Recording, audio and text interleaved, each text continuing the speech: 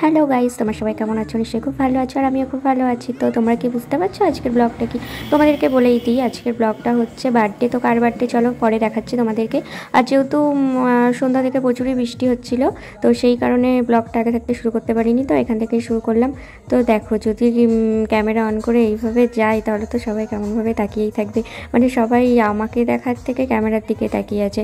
তো যাই হোক, ভাবলাম একটু ঘরের দিকে যাওয়া যাক।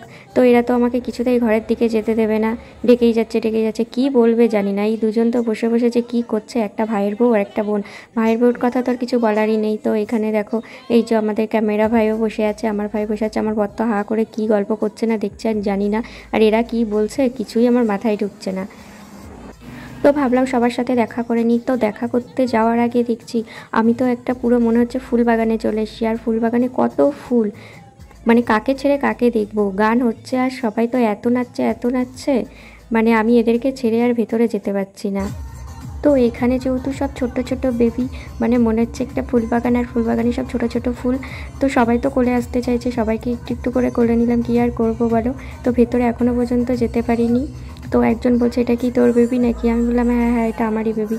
তো কি আছে, মা না হই মাসি, তো তো একই তো ব্যাপার। তারপরে আস্তে আস্তে ঘরের দিকে রওনা দিলাম। তো হঠাৎ করে বন্ধুর সাথে দেখা, হাই করলাম, আর আমাদের এমন একজন এরকম করলো, বাবা মনে হচ্ছে যে আমাকে হুমকি দিল নাকি, বুঝতেই পারলাম না। তো ঘরের ভেতরে যাওয়া হলো। এই যে একটা বোন একটু বাড়িতে অসুবিধার কারণে সাজুগুজু করতে পারিনি, তো কিছুতেই ক্যামেরার সামনে আসবে না।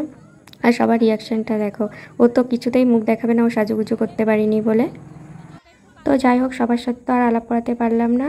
তো এবার গুটি গুটি পায়ে যাওয়া হোক আমাদের বার্থডে গার্লের কাছে। তোমাদেরকে তো বলাই হয়নি, এই যে আমাদের রিনা বেবি, আর আজকে ওর বার্থডে, মানে একটা সেলিব্রিটি গার্ল। তো যাই হোক, ও এখন রেডি হচ্ছে। সন্ধ্যা থেকেই রেডি ছিল, কিন্তু এত লাফালাফি করেছে। আর তোমরা তো দেখতেই পেয়েছো যে এখানে এত ছোট ছোট বেবিরা রয়েছে, ও তো সবাইকে পেয়ে প্রচুর খুশি।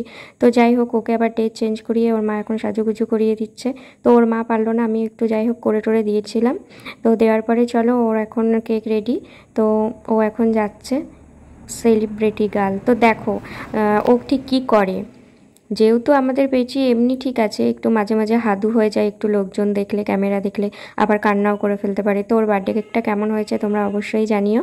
তো দেখো কত বেবি, মানে কাকে ছেড়ে কাকে দেখবে, ঠিক আছে। তো দেখতে থাকো কি হয়। তো এখানে তো অনেকেই আছে, সবার সাথে তো আর একজন একজন করে আলাপ করাতে পারবো না। তো সবাইকে একবার দেখিয়ে দিলাম। আর এখানে এলিনা বিবির ফটোশ্যুট হচ্ছে। ও একটু ক্যামেরা দেখলে, এত লোকজন দেখলে পুরো হাদু হয়ে যায়, দেখো কেমনভাবে দাঁড়িয়ে রয়েছে। যেহেতু ওর আজকে বার্থডে, তো আজকে ও সেলিব্রিটি গার্ল, তো এতগুলো ক্যামেরা তো অন থাকবেই। কিন্তু আমাদের পেছে এমনি ঠিক আছে, এতগুলো ক্যামেরা এত লোকজন দেখলেও একটু ভীতু ভীতু হয়ে যায়, কেন জানি না যে এত ভীতু হয়ে যায়। তো ওর এখন কিছু ফটোশ্যুট হবে, কিন্তু ও কীভাবে দাঁড়িয়ে আছে দেখো, মনে হচ্ছে কি যে ওকে জোর করে কেউ দাঁড় করিয়ে দিয়েছে ওর ফটোশ্যুট হবে তাই জন্য। কিন্তু কিছু করার নেই, ও একটু এরকমই, কেন যে হাদু হাদু হয়ে যায় জানি না। যাই হোক, এখন কেক কাটা হবে, তো দেখতে থাকো।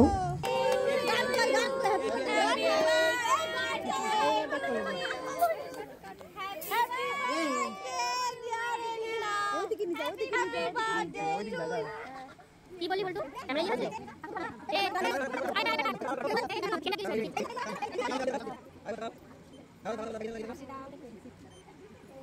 আয় তো তোমরা এখানে দেখো, সব থেকে একটা মজার ঘটনা, কেকটা কাটা হলো, যদিও মনে হচ্ছে অন্য মনস্ক ছিল, তো নিজে নিজে কেকটা খেয়ে নিল।